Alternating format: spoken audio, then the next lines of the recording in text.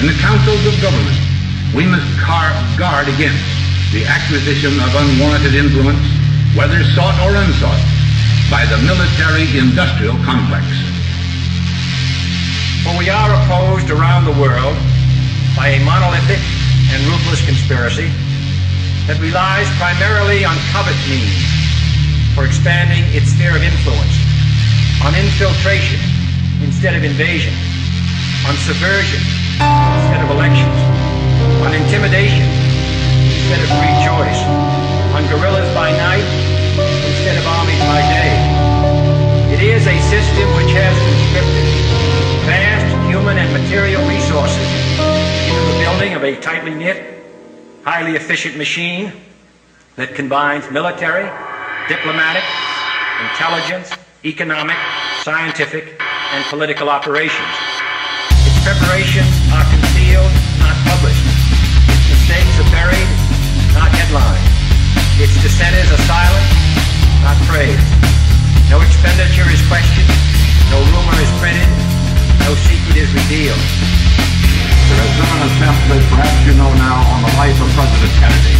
He was wounded in an automobile driving from Dallas Airport into downtown Dallas, along with Governor Connolly of Texas. They've been taken to Parkland Hospital there, where their condition is as yet unknown. Actually, by working on the building, back up, man!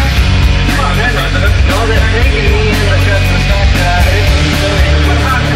I'm just a patsy. I'm just a patsy. Now is working on the assumption that there is a definite connection between Lee Oswald and Jack Ruby, and the successful attempt on Oswald's life was an attempt to shut him up. This word from a reliable source at City Hall.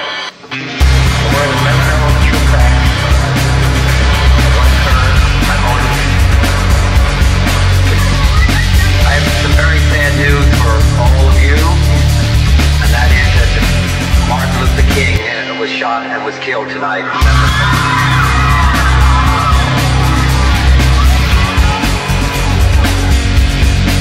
Senator Robert Francis Kennedy died at 1:44 a.m.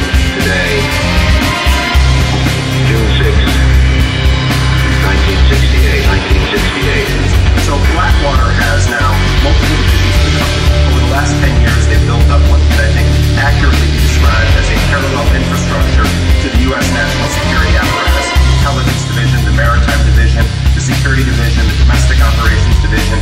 And the fact is that until we address the root of the problem, and that is intimately linking corporate profits to the war machine, and then linking those two things to the campaign finance system of the United States, we are never going to take on what President Eisenhower identified as one of the premier threats of our time, and that is the threat of unchecked power within the military-industrial complex.